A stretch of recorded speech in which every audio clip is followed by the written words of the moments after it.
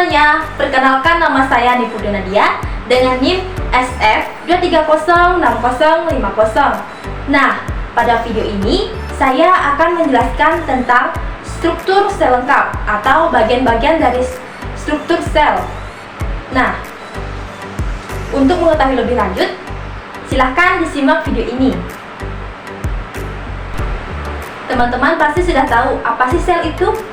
Sel adalah tempat berlangsungnya reaksi kimia yang memungkinkan kehidupan berlangsung.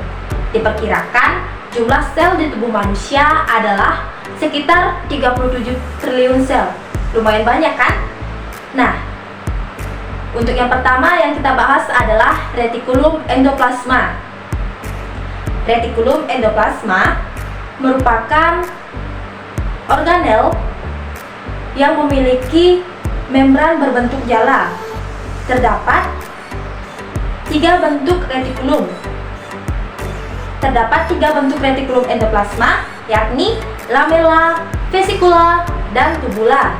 Nah, retikulum endoplasma terdiri atas 2 tipe, yakni retikulum endoplasma agranular atau bisa disebut dengan re halus dan retikulum endoplasma granular atau re kasar.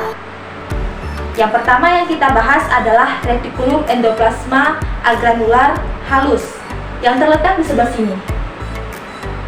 Bisa kita lihat. Retikulum agranular re halus adalah retikulum endoplasma yang dindingnya dilekati oleh ribosom yang tidak aktif dalam sintesis protein, tetapi aktif dalam sintesis lemak. Retikulum endoplasma agranular banyak ditemukan pada sel lemak dan leukausit.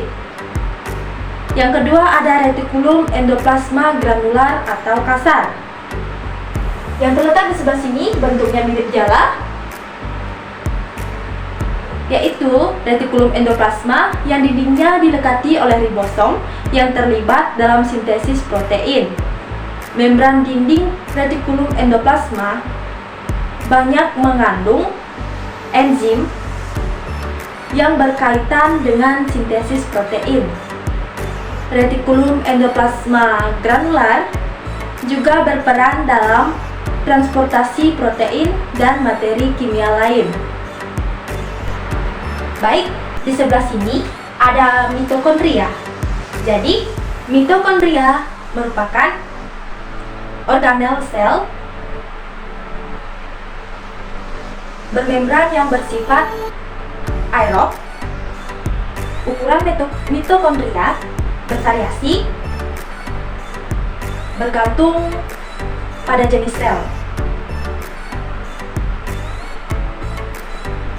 Mitokondria memiliki 2 membran yang kuat, fleksibel, dan stabil.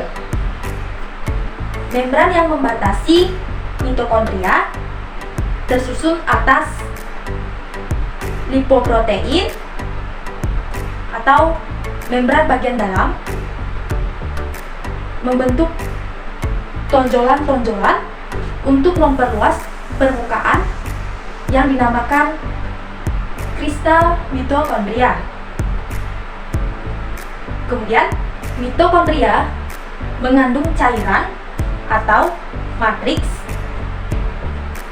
yang mengandung lemak protein, DNA sirkuler, dan ribosom. DNA pada mitokondria berfungsi mengatur sintesis protein,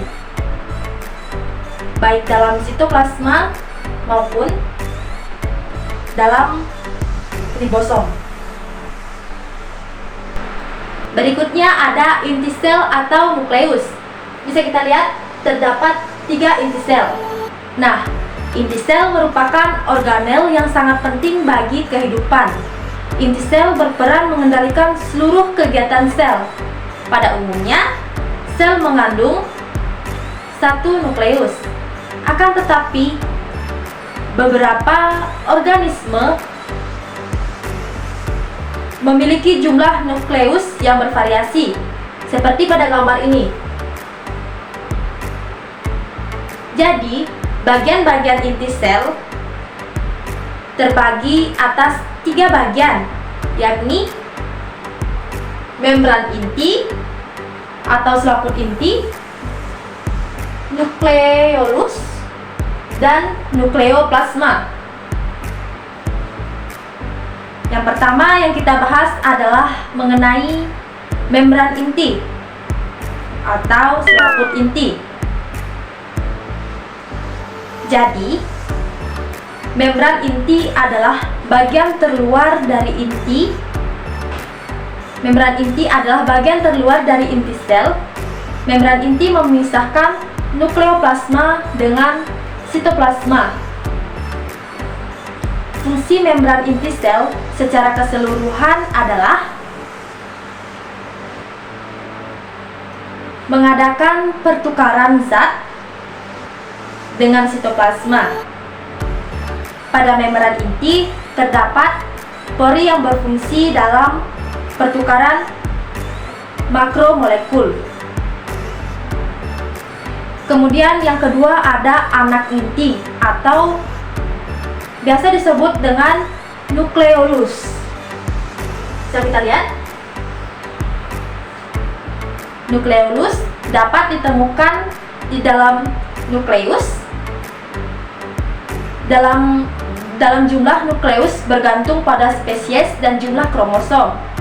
Nah, nukleus tersusun atas fosfoprotein, ortofosfat DNA, dan berbagai jenis enzim. Nukleus akan menghilang pada fase profase, yakni tahap awal pembelahan, dan pada tahap akhir pembelahan, nukleolus akan tampak kembali. Nukleolus berfungsi dalam proses sintesis RNA. Kemudian yang ketiga ada nukleoplasma.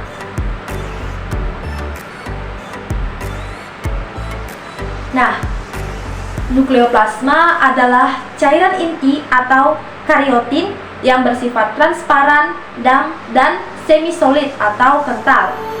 Di dalam nukleoplasma terdapat kromatin, granula, nukleoprotein, kemudian ada aparatus Golgi.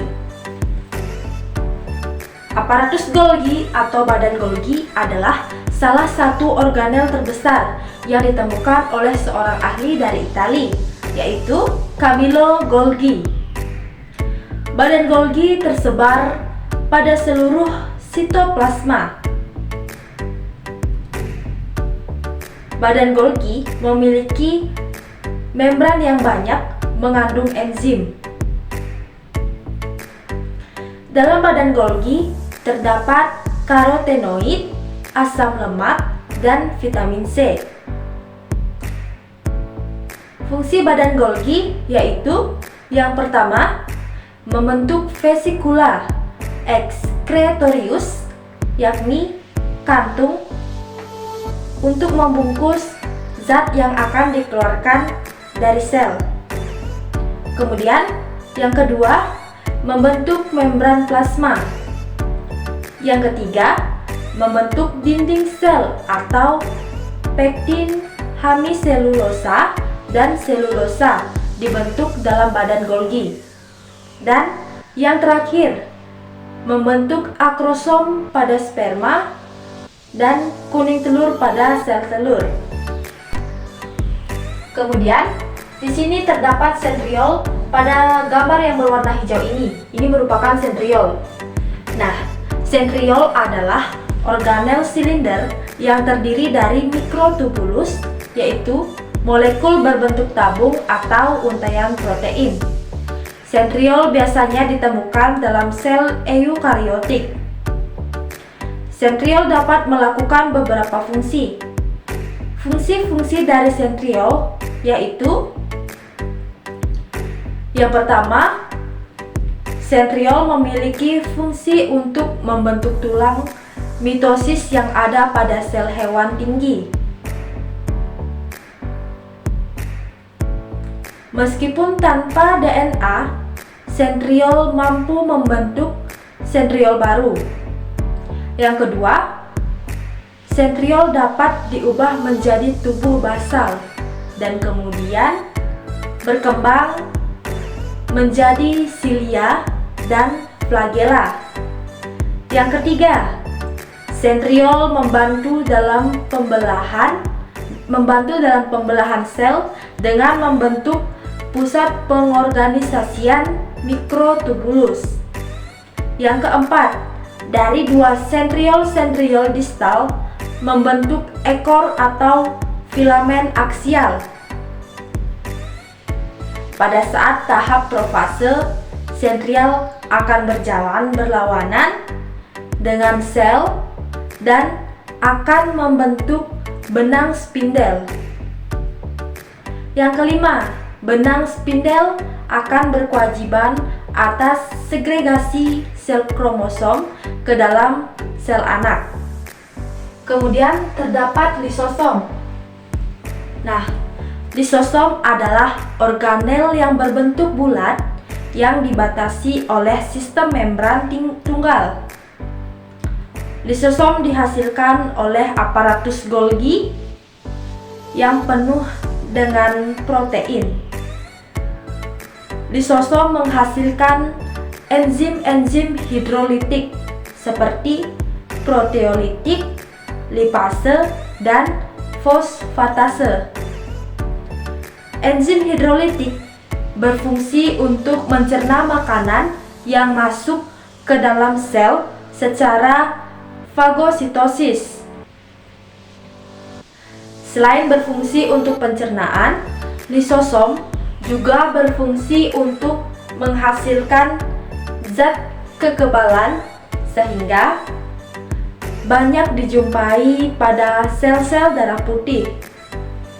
Kemudian terdapat sitoplasma.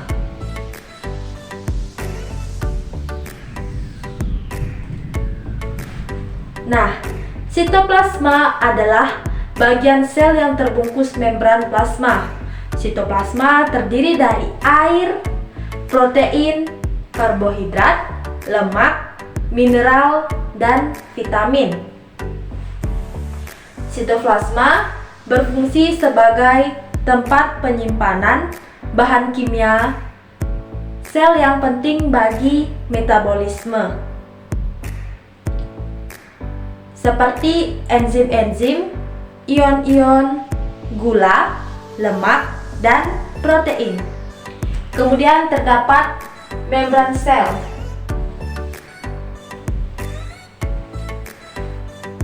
Membran sel atau membran plasma adalah susunan berlapis dengan pola beraturan yang terdiri dari protein dan lipid.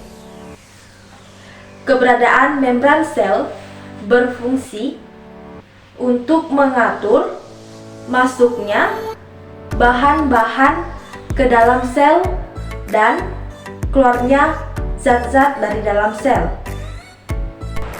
Baik, hanya itulah penjelasan singkat dari saya mengenai struktur sel lengkap. Untuk itu, saya tutup dan sampai jumpa lagi pada video selanjutnya.